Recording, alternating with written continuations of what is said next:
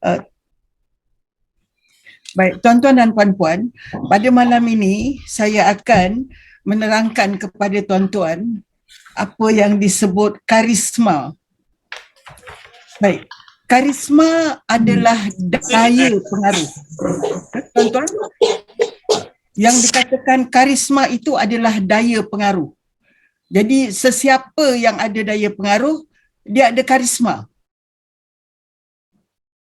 Baik, pada masa ini banyak kajian sudah dijalankan berkenaan dengan apa unsur-unsur karisma, dan hasil kajian ini menunjukkan karisma dalam kefahaman kita dulu-dulu itu sudah tak berapa tepat pada masa ini. Dulu-dulu kita anggap karisma itu adalah suatu anugerah alam semula jadi. Jadi ada orang lahir karismatik, ada orang lahir tidak karismatik. Tapi sekarang ini hasil kajian menunjukkan karisma adalah unsur personality. Dia tu unsur pribadi, karakter, unsur watak. Jadi ada watak yang karismatik, ada watak yang tidak karismatik, dan hasil kajian menunjukkan aspek personality itu dapat dibangunkan. Jadi malam ini saya akan terangkan bagaimana kita menggunakan unsur karisma ini dalam kerjaya kita sebagai profesional orang politik. Politik ni kerjaya, tuan-tuan. Dia ni kerjaya. Jadi semua kerjaya ada modal personal capital, modal pribadi. Nak jadi guru ada modal pribadinya, iaitu bakat-bakat pribadi, skill-skill pribadi. Nak jadi peguam, nak jadi artis, nak jadi businessman macam saya, businesswoman. Dia adalah kerjaya. Jadi dalam bidang politik, apakah dia modal-modal personal, modal-modal personal kita yang melekat pada kita, yang kita perlu bangunkan. Baik, tuan-tuan dan puan-puan, dulu-dulu tidak ada kajian dibuat tentang karisma yang khusus kepada sesuatu masyarakat. Jadi kita banyak membaca buku-buku karisma tulisan barat. Tetapi buku-buku karisma tulisan barat itu berdasarkan kajian di barat, kajian manusia barat dalam konteks budaya barat. Dan apa yang berlaku, pembaca buku-buku ini mengajarkan hasil kajian dalam buku-buku barat itu dengan tidak membuat kajian tentang karisma dalam konteks budaya timur, masyarakat timur. Jadi itu apa yang berlaku adalah kita adopt, kita terima dan kita amalkan ciri-ciri yang diterangkan dalam buku-buku karisma hasil kajian pengkaji barat. Jadi sebagai contoh ya tuan-tuan, sangat nyata, ini sangat nyata.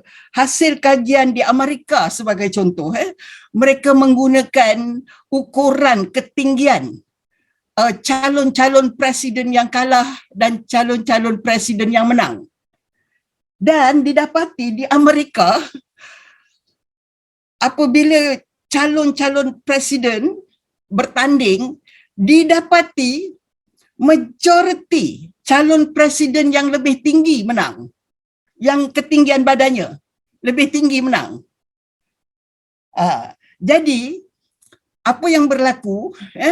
macam-macam taktikal dibuat supaya calon presiden itu dipandang orang yang tinggi. Dia tu tinggi. Macam-macam. Termasuklah fashion, pakaian, warna pakaian, macam-macam lagi supaya visual perception, pandangan visual orang sangka dia itu seorang yang tinggi dalam penampilan di foto, dalam TV, atas pentas dan sebagainya. Jadi mereka gunakan aspek-aspek prop termasuk prop visual ini. Potongan baju kena macam ini, fashion rambut kena macam ini, gunakan kasut macam ini supaya dilihat lebih tinggi. Baik, tuan-tuan dan puan-puan, saya membuat kajian, ini kajian yang saya buatlah sejak lama. Saya dapati isu ketinggian ini tidak penting dalam budaya Asia. Jadi kita lihat sebagai contoh, Soekarno tak tinggi orangnya. Tuan Guru Nik Aziz lebihlah tak tinggi orangnya. Begitu. Di Asia kita dapati faktor ketinggian ini Mahatma Gandhi lebih lagi lah tidak tinggi sebagai contoh. Tetapi ini adalah orang-orang yang sangat berpengaruh, sangat karismatik. Jadi kita kena berhati-hati sewaktu kita mendengar nasihat daripada pakar-pakar karisma barat. Kerana ada perbezaan unsur personality yang berpengaruh dalam budaya Asia. Jadi sebagai contoh di barat penampilan sangat penting. Penampilan mesti dipandang handsome, mesti dipandang cantik. Mesti berpakaian macam orang berjaya. Belajar pakai kot, ini perempuan-perempuan Melayu pakai kot macam lelaki. Ini semua ni pengaruh buku-buku dari barat.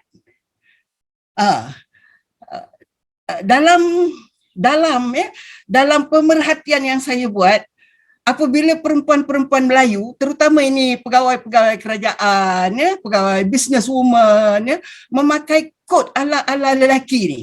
Kita boleh tengok ni, menteri kita sekarang ni pun banyak pakai kot, poster-poster perempuan-perempuan, ketua pengarah, timbalan ketua pengarah, ketua setiausaha dan sebagainya. Dalam poster-poster rasmi mereka, mereka memakai kot-kot ni. Ini adalah pengaruh buku-buku yang dibaca oleh pakar-pakar karisma Malaysia yang menganut mazhab karisma barat, di mana penampilan menjadi sangat penting. Tetapi tuan-tuan dan puan-puan, saya buat kajian antara perempuan Melayu yang sangat karismatik, sangat-sangat karismatik adalah Tan Sri Zati. Beliau tak pernah pakai kot, pakai baju Melayu saja, pakai baju kurung Johor saja. Tetapi beliau dilihat sebagai sangat karismatik. Jadi isu penampilan ini kita kena berhati-hati. Jangan main telan saja pakar-pakar image ni. Kita kena berhati-hati. Adakah mereka itu hanya membaca buku-buku karisma tulisan pakar-pakar barat, ataupun mereka sendiri membuat kajian mereka, pemerhatian, sekurang-kurangnya pemerhatian. Gitu. Baik, tuan-tuan dan puan-puan, mengapa isu karisma ini penting kepada kita professional politician ingat tuan-tuan, ini perkataan politician, ahli politik ini dia pejoratif lah. Dalam budaya Melayu dianggap orang politik ni bukan orang yang murni jiwanya, bukan orang yang mulia pribadinya. Tetapi sebenarnya dia adalah kerjaya. Jadi ada peguam pun tak murni pribadinya, tak mulia. Doktor pun ada yang tak mulia pribadinya. Begitu. Tapi di Malaysia perkataan politik tu, ahli politik itu sendiri tidak diberi nilai yang positif. Pada saya dia adalah kerjaya, suatu bidang kerjaya. Jadi kita kena bawa diri kita sebagai profesional, ahli politik profesional yang baguslah. Jadi kita akan belajar bagaimana kita marketing. Peguam pun dia kena market diri mereka, doktor pun kena market diri mereka untuk dapatkan pelanggan. Jadi macam kita, ahli politik pun kita perlu belajar teori-teori dalam marketing, personal marketing ini. Sebagai ahli politik, kita pun perlu tahu target market kita siapa dan sebagainya, dan ini saya akan terangkan kepada tuan-tuan. Baik, apa kaitan karisma dengan kejayaan kita dalam bidang politik?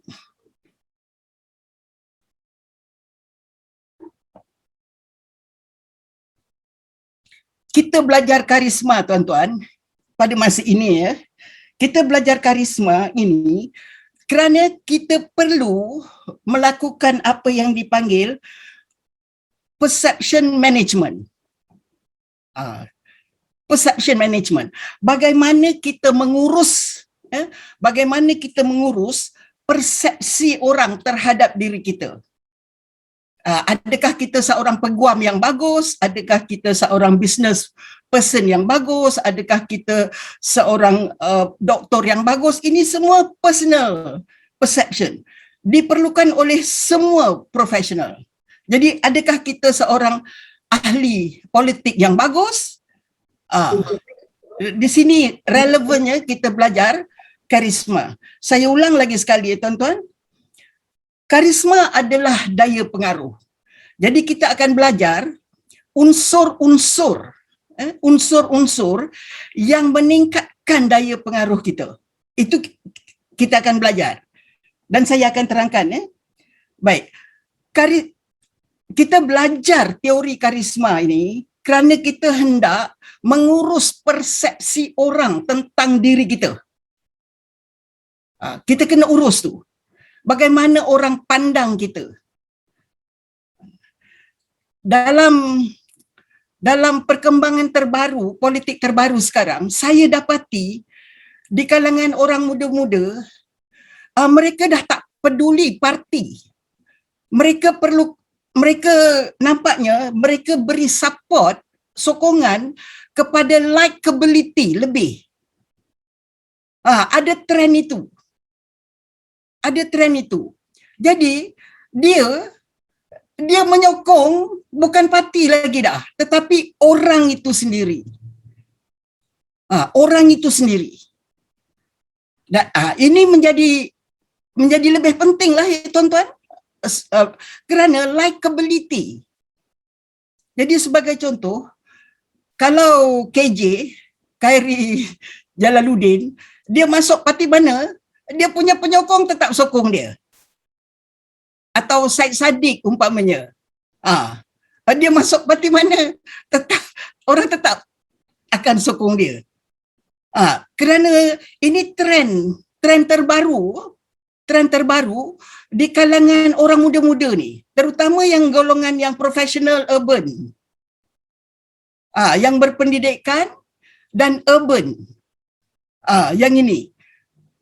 Jadi bagi kita ini menjadi suatu perkara yang lebih penting sebab brand parti semakin kurang pengaruhnya.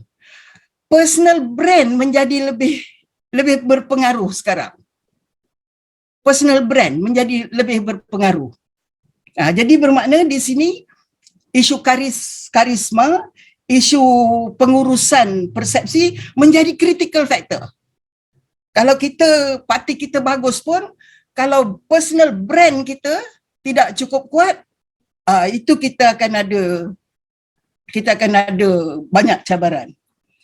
Baik, tuan-tuan dan puan-puan, macam biasa ya, apabila kita nak buat marketing dalam kerjaya sebagai businesswoman, sebagai peguam, doktor, artis dan bola, ahli sukan, kita kena ada roadmap.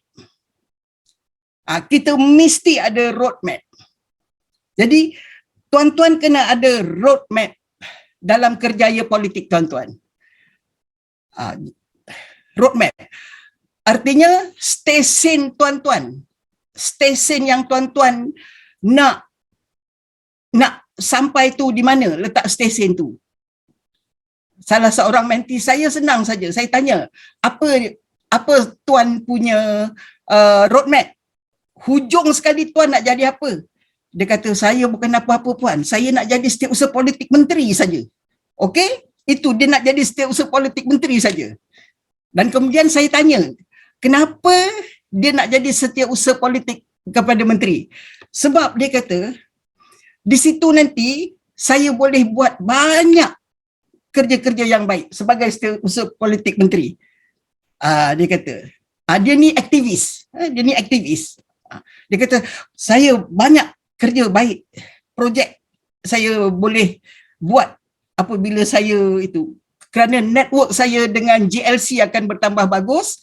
Dia kata, dan projek-projek saya ni ada kaitan dengan GLC. Jadi tuan-tuan semua kena ada roadmap.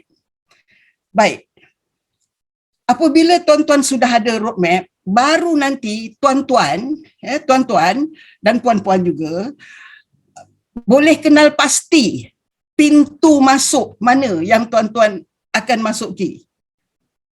Kalau tak ada roadmap, tuan-tuan nanti tak tahu pintu mana yang tuan-tuan nak masuk. Jadi sebagai contoh, kalau nak jadi setiausaha politik menteri, tak perlulah sibuk nak cari undi. Nak jadi popular kepada grassroots, tak perlu. Tak perlu. Tak payahlah orang kahwin pergi, orang meninggal pergi, orang hatan pergi, orang rumah terbakar pergi. Tak perlu. Sebab nampak tuan-tuan? Baik. Roadmap tuan-tuan ini juga mesti mengambil kira personality tuan-tuan. Karakter tuan-tuan. Personality tuan-tuan. Kalau tuan-tuan ini orang yang tak suka bekerja dengan orang miskin, orang susah lah, tak suka dengar orang mengadu lah, malam-malam ketuk pintu dan sebagainya, tuan-tuan ini macam saya. Saya ni suka bekerja dengan orang pandai-pandai saja. Saya tak tahanlah dengar cerita orang tak pandai. Jadi saya tahulah pintu mana saya nak masuk, saya tahulah stesen mana saya nak pergi. Personality kita. Jadi dia bermakna personal capital kita, modal karakter kita itu sangat sesuai. Jadi sebagai contoh, saya ni suka bekerja dengan orang pandai. Orang yang banyak baca buku, orang yang pandai. Mengapa? Saya ni orang yang suka menjadi ahli strategi. Jadi menti-menti saya datang jumpa saya untuk dapat nasihat tentang strategi. Jadi pembacaan saya banyak tentang strategi. Itu sebab saya pun suka bekerja dengan tuan-tuan dan puan-puan, menyumbang, membantu tuan-tuan mendesain strategi kerjaya politik tuan-tuan. Saya suka sebab ini bidang yang sangat sesuai dengan personality saya. Jadi tuan-tuan kena self-audit. Personality tuan-tuan tu. Tuan-tuan ni suka apa? Suka bekerja dengan siapa? Suka buat kerja-kerja apa? Kalau kita suka duduk di pejabat, suka baca buku, suka bekerja dengan ahli strategi, pilih pintu mana.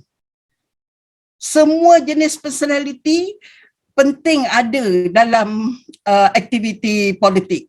Kita semua nak menyumbang, dan personality kita adalah modal. tuan-tuan dan puan-puan, mengapa roadmap sangat penting? Mengapa kita perlu jawatan dalam politik? Mengapa? Apabila kita ada jawatan, kita ada dua perkara. Satu, kita ada bajet untuk buat kerja. Kedua, kita ada jentera yang akan jalankan idea-idea kita. Itu sebab kita perlu berjaya dalam bidang politik. Kerana kita perlukan dua ini. Kita ada bajet dan kita ada jentera. Kita ada orang yang kita boleh suruh untuk projek ini, untuk projek ini, untuk projek ini. Begitu. Itu pentingnya kita ada jawatan. Baik. Sekarang saya nak bercakap tentang apabila kita sudah identify kita punya roadmap, kita sudah identify personality kita, karakter kita ni, kepribadian kita ini, baru kita kenal pasti market kita. Kita hendak jual diri kita kepada siapa? Kalau kita memang suka bekerja dengan rakyat, kita memang suka. Jiwa kita memang jiwa rakyat. Kalau tak keluar rumah jumpa orang, rasa macam tak buat kerja. Memang ada bakat macam itu. Jadi pintu tuan-tuan adalah undi. Jadi tuan-tuan kena dapat modal undi dan adun. Bukan ahli parlimen, adun. Sebab yang turun tengok longkang pecah lah, tengok pokok kelapa tumbang, merentas jalan lah, ini semua ni, tengok orang sakit lah, perlu wheelchair lah, ini kerja-kerja adun. Jadi lorongnya adalah lorong don, masuk dalam don. Lorongnya di situ, bajetnya di situ, jenteranya di situ. Tetapi kalau tuan-tuan ini bukan, tuan-tuan ini orang-orang yang tekno, orang-orang teknokrat. Pintu masuknya adalah GLC, berada dalam GLC. Mengapa? Memang otak kita adalah otak pengurusan dan kita hendak menyumbang melalui pintu itu. Itu sebab tuan-tuan kena ada roadmap. Apabila ada roadmap, baru tuan-tuan tahu ke mana nak dijual diri kita, bakat kita. Kemana, kepada siapa nak dijual. Mengapa itu penting? Mengapa tuan-tuan kena kenal pasti? Tuan-tuan perlu marketkan personal marketing tuan-tuan itu kepada target yang mana? Mengapa? Sangat penting. Sebab karismanya berbeza-beza. Kalau tuan-tuan nak jual diri tuan-tuan kepada calon, kita tengok dia ni macam ada calon jadi menteri, kita nak jadi setiausaha politik menteri, nak jual diri kita kepada menteri. So, unsur karisma yang diperlukan tak sama dengan karisma kalau kita nak menang undi rakyat. Undi makcik-makcik kampung, undi makcik Felda, lain. Karismanya lain. Nampak ya tuan-tuan? Mengapa roadmap sangat penting? Sebab roadmap memberitahu siapa pasaran kita. Kemudian baru nanti kita tetapkan karisma yang macam mana yang dibeli oleh menteri. Orang kalau jadi menteri, setiausaha politiknya, dia ada kriteria setiausaha politik yang bagus untuk menteri. Kita punya karisma kena macam itu. Sebagai contoh, di jawatan setiausaha politik menteri ni ada banyak tuan-tuan yang jaga NGO saja, yang jaga persatuan bisnes saja, yang jaga macam-macam, yang jaga belia sukan saja pun ada. Jadi sangat penting setiausaha politik ini menunjukkan dia ada diplomatic skill yang sangat tinggi. Jadi karisma kita adalah karisma seorang diplomat. Setiausaha politik ni. Dia tu diplomat. Pandai ambil hati orang. Orang marah-marah datang ke pejabat menteri, dia pandai sejukkan. Ya, Tan Sri hari ni tak dapat, Tan Sri ada mesyuarat lain yang sangat penting. Baik, saya akan bawa isu ini kepada, saya akan very high diplomatic skill. Diplomatic skill ini, kalau kita nak jadi wakil rakyat DUN, tak perlu tinggi sangat. Untuk menang undi, Makcik Felda, Kak Cik Felda, Bang Cik Felda, likability-nya lain. Likability-nya lain. Kalau kita nak naik, sokong menteri kita, kemudian kita nak naik sebab kita nak pegang GLC sebagai contoh, nak pegang GLC sebab kita rasa, kita percaya, kita boleh menyumbang di situ, personality kita lain lagi. Bermakna kita ada minda korporat, kita team building kita bagus, kita orang yang boleh ada team di belakang kita, network kita di kalangan golongan korporat pun kena bagus. So perception management, bagaimana kita mengurus persepsi orang, pandangan orang. Dan pandangan siapa? Pandangan orang yang akan melantik kita. Pandangan orang yang akan melantik kita. Kalau kita nak undi mereka, undi Makcik Felda, pandangan mereka sangat penting. Kalau kita hendak menteri, dari sekarang kita dah survey. Kita dah survey dah. Kita kena jual diri kita kepada orang-orang yang kita rasa yang itu ada bakat jadi menteri. Dari sekarang lagi, perception management kita tu, marketing yourself, ini sangat penting. Banyak orang kerja kuat, dia kerja kuat. Bagaimana orang perceive dia? Dia aktivis. Orang nampak dia aktivis, bukan calon setiausaha politik, bukan calon GM, GLC, bukan banyak orang, tuan-tuan, dia punya personal marketing tak jalan, dia kecewa. Bukan apa-apa. Ini dalam apa-apa bidang kerjaya, personal marketing sangat-sangat penting. Bagaimana kita market diri kita. Dan karisma kita, tuan-tuan ya, karisma kita, jadi banyak orang sebagai contoh ya, persepsinya pandai berceramah belum tentu pandai buat kerja. So tak popular. Orang kata kalau macam ni ganti sajalah orang lain. Mengapa? Dulu dia persepsi, dia pandai berceramah dan dia berceramah dan itu perception orang, pandai berceramah. Jadi kalau tuan-tuan, bukan kalau ya, apabila jawatan tuan-tuan itu adalah yang dilantik oleh orang atas, kita tak pandai ceramah pun tak apa. Jadi apa yang kita buat, kita market diri kita kepada itu dia. Ini orang-orang ini.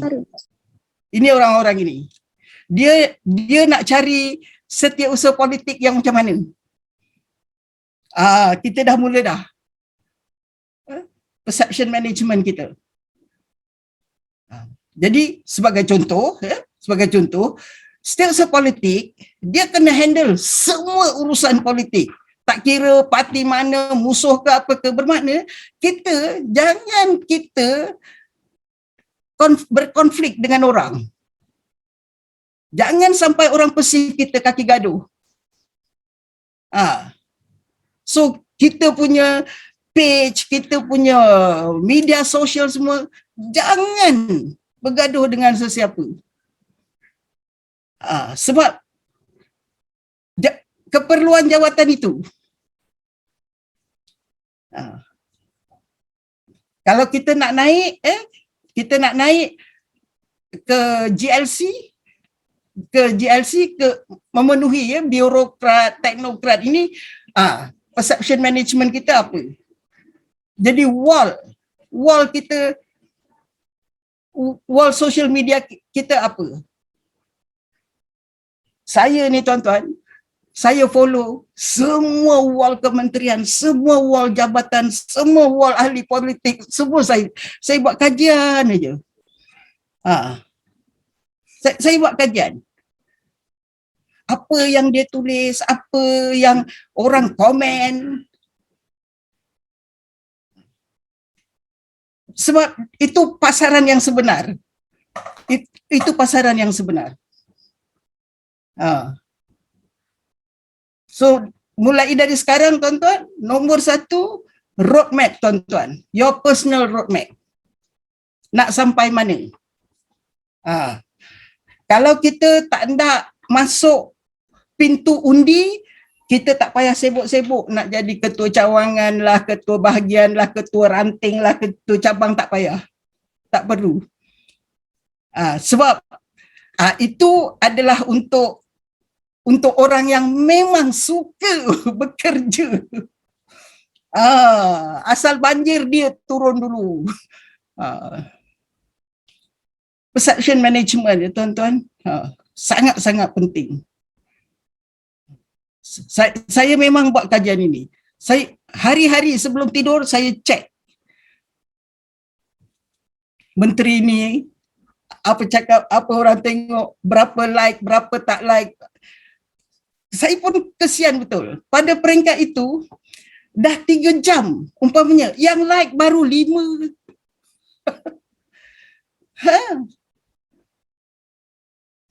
Pada jawatan itu. Jadi saya kata the marketing is very poor. Bermakna dia tak ada ahli strategi marketing digital je. Kalau dia ada, tim tu patut kena pecat je lah. Tak pandai buat kerja. Tak laku. Berita-berita tu tak laku. Posting tu tak laku. Gambar-gambar tu tak laku. Beberapa menteri saya tengok hari-hari majlis. Hari-hari pakai baju kot.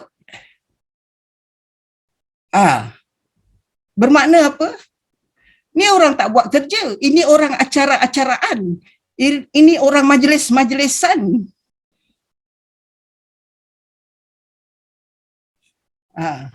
Hari-hari pakai baju cantik. Hari-hari cuma buat apa yang dipanggilkan ritual majlis. Majlis melepaskan anak itik lah ke dalam kolam, majlis itu. Yang semuanya dilakonkan. Mana ada karisma? Mana ada karisma?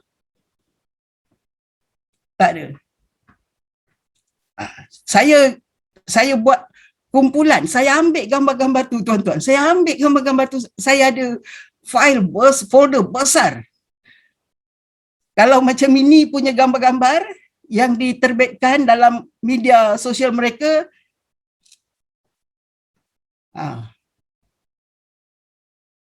macam mana? Ambil contoh tuan-tuan. Karisma orang yang pandai, orang yang pandai tahu. Tuan-tuan, jangan letak gambar tuan-tuan senyum nampak gigi. Jangan. Kalau tak percaya, mulai sekarang tuan-tuan tengok. gambar PM kita, banyak poster PM kita, nampak gigi. Mulut terbuka, nampak gigi. So orang tak mengatakan dia very sharp. Ini perception management.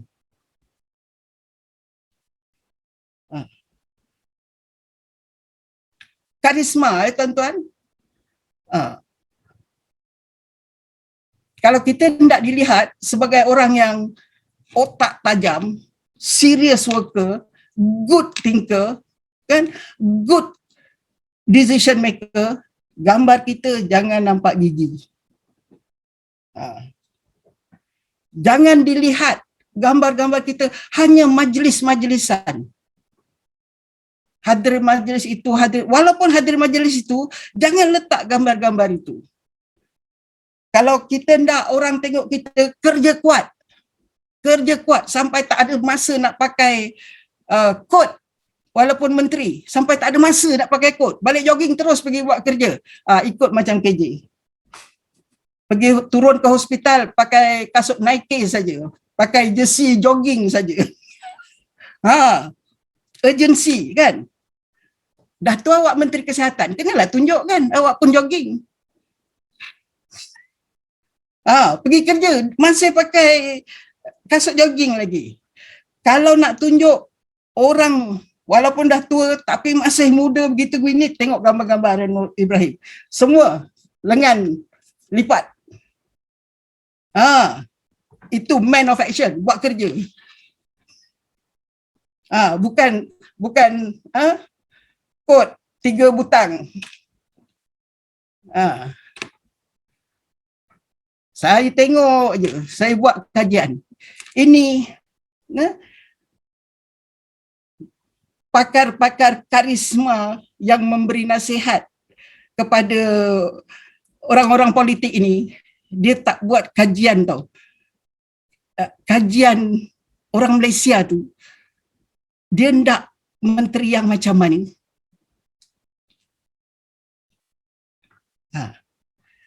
Ada bekas menteri naik kereta kancil menyampaikan dari rumah ke rumah beg makanan PKP. Orang kata apa? Ini bukan kerja menteri. Ini dah jadi macam delivery boy pula dengan gaji menteri. So perception management tu. Tuan-tuan tengok balik, setiap kali hari merdeka ke hari apa, banyak poster-poster rasmi kan. Hari raya lah, hari merdeka lah, hari Malaysia. Cuba tengok gambar-gambar yang diletakkan di poster-poster itu. Memang dia punya perception management tu tak diambil kira. Ni menteri ni pakai baju cantik, mahal macam nak pergi majlis kahwin. Itu pandangan orang. Ini bukan menteri nak kerja. Pakai baju macam itu punya mahal, punya cantik. Ini memang macam nak pergi majlis dinner malam di hotel 7 bintang. Nampak tuan-tuan? Karisma ni, yang dikatakan karisma ini, dia adalah personality. Dan apa unsur personality itu penting sebab roadmap kita. Kalau kita memang hendak naik ikut undi, kita kena jadi ketua cawangan, ketua ranting, ketua bahagian, nanti baru jadi masuk pilihan raya. Apa karisma? Makcik kampung yang nak bagi undi itu semua tu, pada dia karisma wakil rakyat tu yang macam mana? Apa ciri-cirinya yang dia hendak?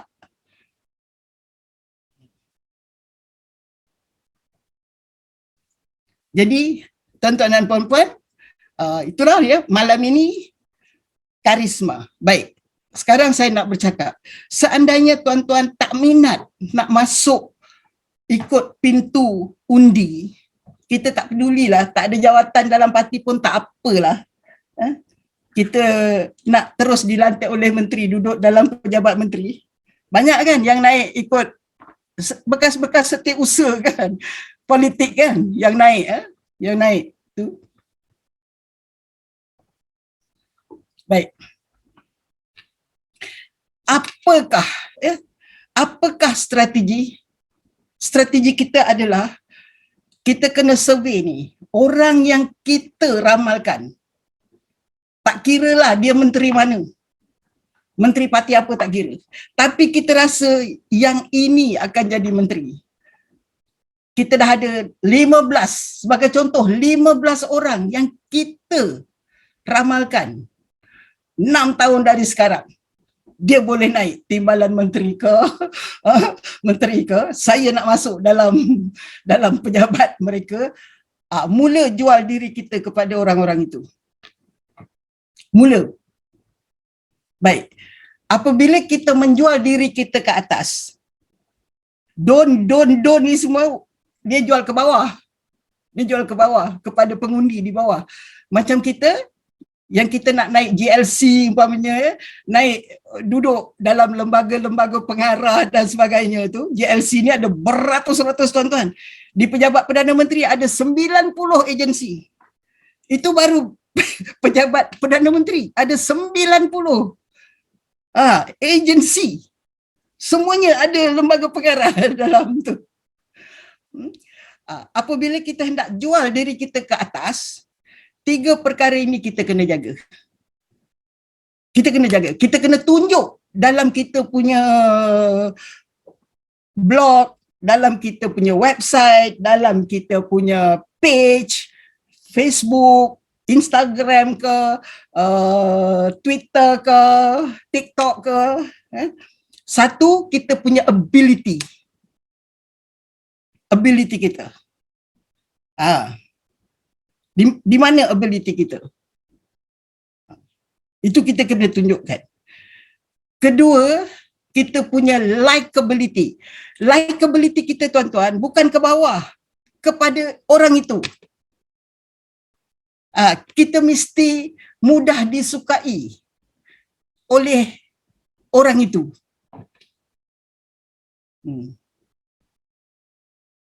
Dan ketiga, acceptability. Boleh diterima. Banyak orang ability-nya bagus. Dia ada ability. Tapi tak likeable. Kaki gaduh. Kaki gaduh. Tak halus. Sebagai contoh, tak halus. Suka mengkritik, tak ada solusi. Rumah komplain. Facebook jadi rumah komplain. Rumah ratapan. Rumah play victim, blame game. So not likable. No. Dan ketiga, acceptability. Kita mungkin likable, dia suka but not acceptable. Tak boleh diterima. Setakat suka je, tapi tak boleh terima. Kita sukalah, kita suka kan, kita minat dia, tapi nak jadi menantu tak boleh. Not acceptable. Dia macam itu. Kita tengok dia ni able, pandai nyanyi. Kita pun suka dia punya nyanyi-nyanyi. Tapi nak ambil jadi menantu, not acceptable. So 3 faktor ini tuan-tuan kena jaga. Sebab ini karisma yang kita nak jual kepada tu orang yang nak pilih kita. So tuan-tuan punya market ke bawah, sesama ini atau ke atas? Market tuan-tuan di mana? Dan market tuan-tuan ditentukan roadmap. Ada menti saya duduk di sebuah negeri lah. Saya kata, kalau awak nak jadi orang GLC, state level GLC tak banyak. Di negeri tuan lagi tak banyak GLC di situ. Kalau di Putrajaya cukuplah banyak, di Lembah Kelang cukuplah banyak, sampai tak cukup orang nak isi. Punya banyak. Jawatan-jawatan di mana kita boleh menyumbang. Kita boleh menyumbang. Ingat tuan-tuan, mengapa kita perlu jawatan? Dua perkara. Ada bajet, ada jentera. Ada duit pun tak ada jentera, tak boleh nak menyumbang. Ada jentera, duit tak ada, pun tak boleh nak menyumbang. Itu sebab kita kena, orang baik-baik macam kita, kena duduk dalam jawatan. Sebab kita ni orang baik-baik. Dan kita memang nak menyumbang. Jadi kita kena duduk. Dan oleh itu, kita punya personal branding, personal marketing, kena betul. Di situ karisma kita. Apa itu karisma? Karisma adalah daya pengaruh. Pada peringkat ini, orang-orang ini mesti perasan saya. Mereka mesti perasan saya. Perasan saya. Awareness, campaign awareness. Berapa orang yang perasan, tuan-tuan? Orang kampung semua perasan. Tapi MB tak perasan. Ketua Menteri tak perasan. Ya ke? Ya ke dia tu boleh kerja? Siapa? Mana satu? Yang mana satu? Halim mana satu? Halim mana satu?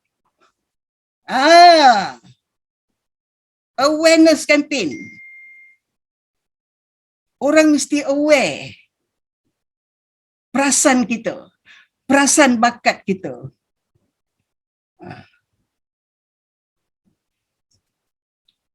Dulu-dulu, zaman dulu-dulu, tuan-tuan, kalau masuk politik kena pandai bercakap. Tak ada. Zaman sekarang tak macam tu lagi dah. Dah tak macam tu lagi dah. Zaman sekarang kita kata awak nak masuk pintu mana?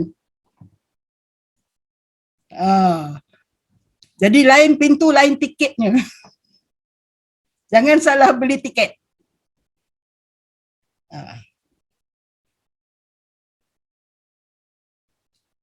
Baik. Tuan-tuan dan puan-puan, karisma yang kita nak tunjukkan ini, seandainya kita nak tunjuk kita ini orang pandai, good thinker, banyak baca buku, knowledge bagus, apa yang membuat orang pandang kita begitu? Apa dia? Beberapa perkara. Media sosial orang akan cek.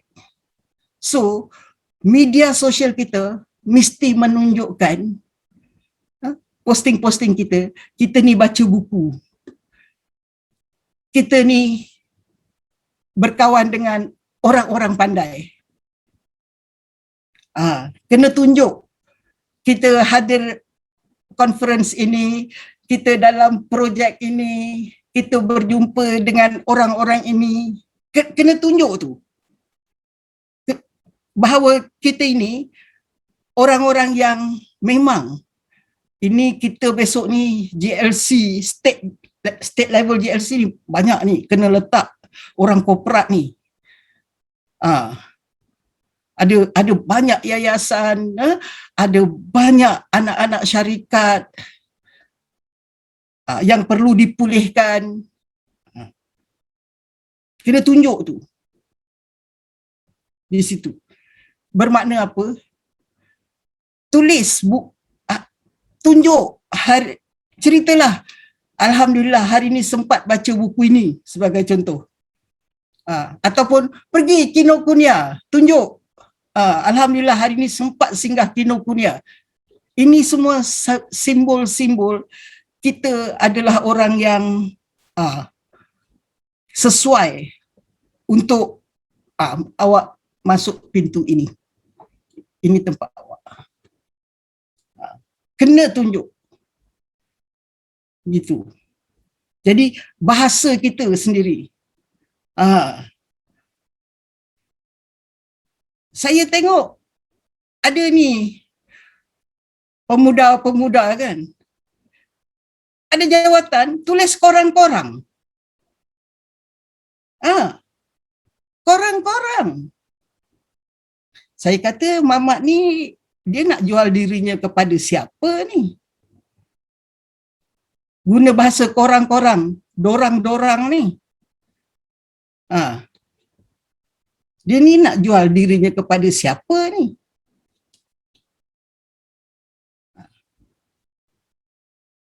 Jadi karisma kita, tuan-tuan, pertama-tama orang bukan kenal kita. Jadi dia akan check kita punya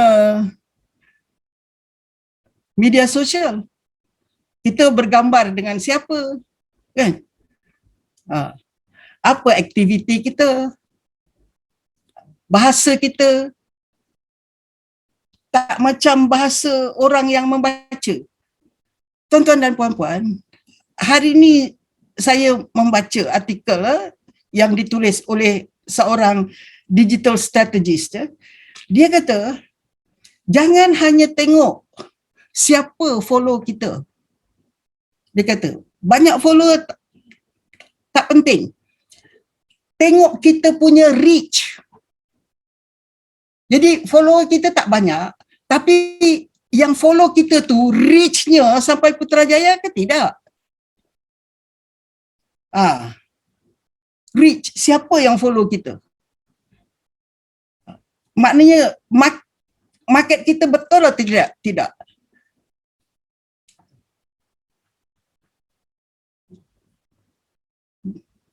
Jadi sesekali kita kena check friends kita yang apply jadi friend kita ni siapa. Dari situ kita tahu kita punya reach. Jadi tuan-tuan adjust balik, adjust balik. Ini zaman influencer, tuan-tuan. Zaman influencer, tuan-tuan.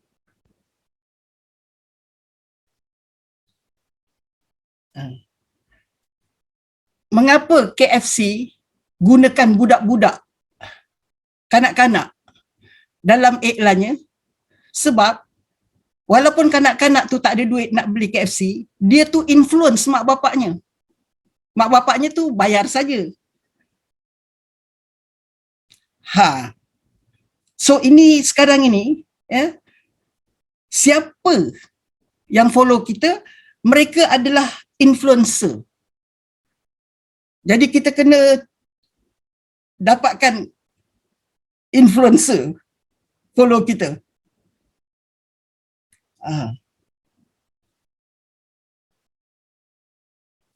Kena. Sebab mereka ini nanti yang akan beritahu yang 15 orang tu. Di Melaka kita ada.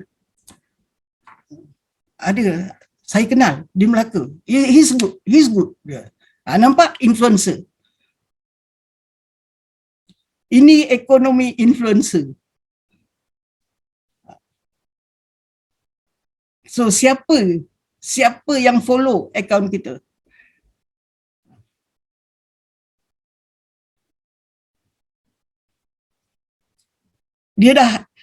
Dia game sekarang ni dah tak macam dulu-dulu lagi, tuan-tuan. Dulu-dulu kalau kita kerja kuat kita boleh naik dah. Game sekarang dah tak macam tu lagi dah. Kerja kuat tempat yang betul. Kerja kuat tempat yang betul. Cara yang betul, target yang betul. Baik. Seandainya tuan-tuan mahu dilihat sebagai orang yang deep thinking, serious thinker, serious worker,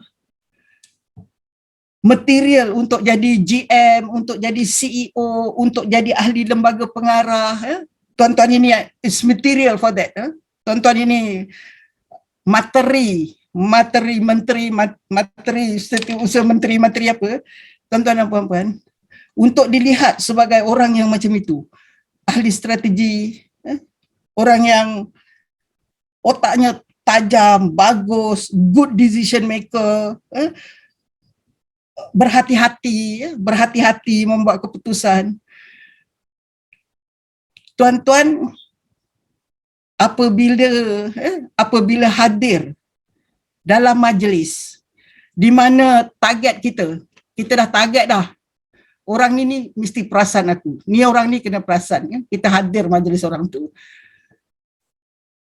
Jangan banyak sangat body movement. Masuk tu jangan sibuk hai sana, hai sini. Masuk tu dah bawa diri macam CEO. Dah bawa diri macam ahli lembaga pengarah. Dah bawa diri macam GM kumpulan. Tak banyak cakap. Jangan bergerak-gerak sangat. Jangan banyak senyum sangat. Macam Zati, Tan Sri Zati, macam tu. Itu sebab walaupun dia perempuan, dia boleh naik, dia beat kan? Lelaki-lelaki lain. Bagi orang perempuan, jangan pakai emas kuning. Emas kuning ni, ini orang tak ada duit je pakai emas kuning. Untuk tunjuk kita ni orang yang sehat, pakai jam yang sekarang wearable ni, jam plastik yang mahal tu. Jangan pakai emas kuning. Jangan pakai brooch-brooch yang murah-murah ni. Jangan. Biar tak pakai apa-apa. Jangan belit-belit sangat tudung. Itu frill-frill tu. Jangan. Nanti akan dilihat sebagai apa? You're not solid. Tak solid. Jangan pakai baju bunga-bunga.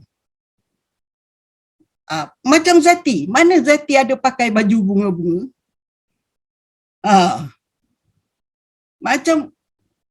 Buat macam Zati tu.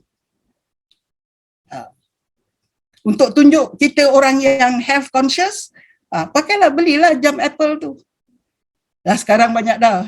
Huawei pun dah ada, apa semua dah ada jam-jam tu. Pakai yang itu. Lelaki ke, perempuan ke.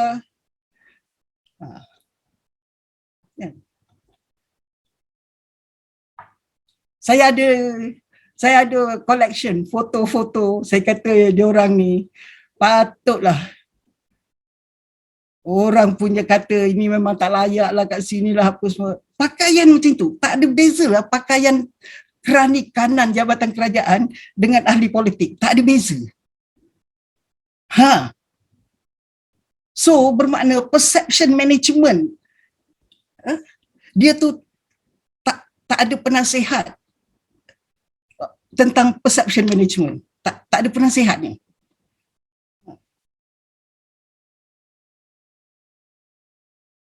Awak ni nak dilihat sebagai pemimpin atau sebagai apa?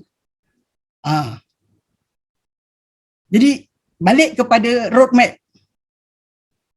Seandainya tuan-tuan ini hendak turun ke bawah, memang nak jadi adun. Memang nak jadi adun. Memang nak jadi ahli apa? Anggota PBT. Nak jadi kaunselor. PBT umpamanya, mesti dilihat very friendly. Jadi pakai warna-warna coklat muda, oranye muda, biru muda, itu. Very friendly. Yang warna-warna cair ini. Orang tak takut. Jangan pakai warna-warna yang gelap. Macam Zati tu gelap. Tapi ingat, dia tu bank negara. Mesti dilihat sebagai otak IQ tinggi. Very serious thinker.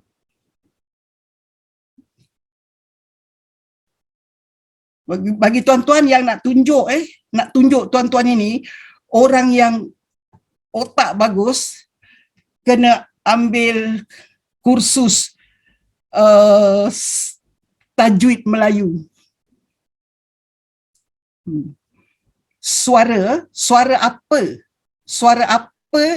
yang menyebabkan orang dengar suara itu, orang tahu ini ada bakat.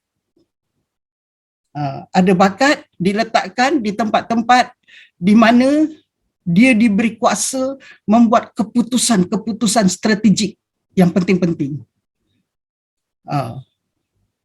Banyak research dah dibuat tentang suara, speed, kelajuan ujaran, bunyi-bunyi. Ahli-ahli politik di Amerika, di Eropah, Angela Merkel lah, apa itu semua, sebelum mereka masuk politik, mereka sudah ada tutor bahasa. Sudah ada tutor bahasa yang betulkan bahasa mereka. Sebelum mereka itu aktif dalam politik.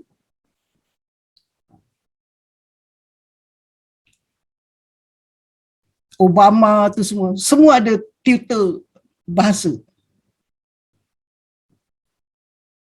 Jadi itulah tuan-tuan, malam ini tuan-tuan untuk menetapkan apa ciri-ciri personality, karisma yang tuan-tuan perlukan. Caranya malam ini juga tuan-tuan perlu tetapkan roadmap tuan-tuan. Tuan-tuan nak duduk dalam kerusi apa? Kerusi Dewan Undangan Negeri, ahli parlimen, senatorship. Nanti jadi menteri melalui senator pun boleh. Untuk jadi teknokrat, kan? Untuk jadi teknokrat, untuk jadi apa? Itu ditetapkan dulu. Dari situ baru kita tahu apa yang relevan. Jadi macam tuan-tuan sekarang ini makeover. Betulkan balik media sosial tuan-tuan. Betulkan balik kontennya. Kena tahu gambar-gambar yang macam mana. Ni banyak orang. Dia ambil 7 gambar, 7 dia upload di Facebooknya. Tak boleh, salah tu. Pilih satu saja gambar. Gambar yang paling tak berpengaruh adalah gambar selfie. Paling tak berpengaruh. Paling menyebabkan orang cepat meluat. Dia law of diminishing return. Makin banyak tengok, makin benci. Macam law of diminishing return. Kita belajar kan tuan-tuan. Makan apple sedap pun, kalau dah sampai 4 biji, makin banyak makan apple tu, makin tak sedap. Makin selalu tengok muka kita, makin orang menyampah. Dikaitkan dengan narsisism. Jadi kita kena tahu gambar yang macam mana yang message-nya betul kepada siapa. Gambar ini betul kepada siapa? Itu sangat penting. Gambar ini betul kepada tu 15 orang bakal menteri tu. Tak kira lah menteri DAP ke, asal kita dapat duduk dalam pejabatnya, no problem. Baik, sekianlah sahaja untuk malam ini. Masa untuk tuan-tuan tetapkan malam ini sebelum tidur, tetapkan roadmap tuan-tuan.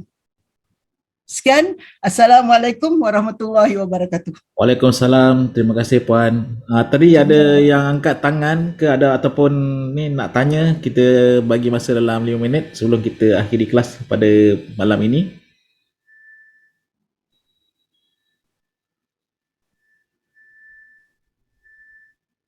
Boleh buka mic kalau nak tanya, ataupun kalau segan boleh type saja di chat.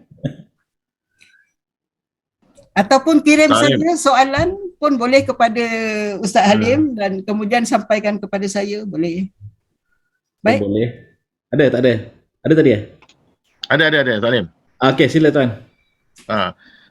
Boleh tak Puan Ainun bagi contoh yang terbaik lah, roadmap yang terbaik. Ada tak? Itu balik kepada tuan-tuan sendiri. Bagaimana, apa platform tuan-tuan nak menyumbang? Tuan-tuan, kita kena ada platform. Kalau tak ada platform, kita duduk di rumah, kita menyumbang dari rumah lah. Itu rumah kita, itulah platform kita. Tapi kalau kita hendak menyumbang untuk seluruh rakyat Malaysia, Jadi platform kita tu mesti membolehkan kita menyumbang kepada seluruh rakyat Malaysia lah. Balik kepada tuan-tuan punya roadmap. Tuan-tuan nak menyumbang level mana? Level daerah, level negeri, level persekutuan, level Malaysia. Platform mana?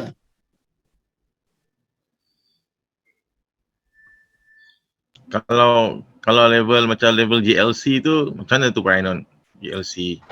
Ya, bermakna dari sekarang kita mesti tunjukkan kita ni orang korporat, baca buku korporat, berkawan dengan orang korporat, isu-isu korporat kita tulis dalam posting kita, isu-isu korporat. Katakanlah tuan-tuan ni nak jadi CEO apa itu, lembaga kemajuan industri nanas Malaysia, kan? Mulalah dari sekarang. Mulalah dari sekarang. Minat tuan-tuan percaya bahawa nanas adalah ekspor yang bagus.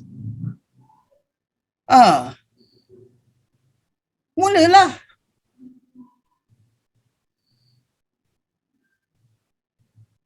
Okey, terima kasih Pak Ainon. Baik. Semangat saya dengar.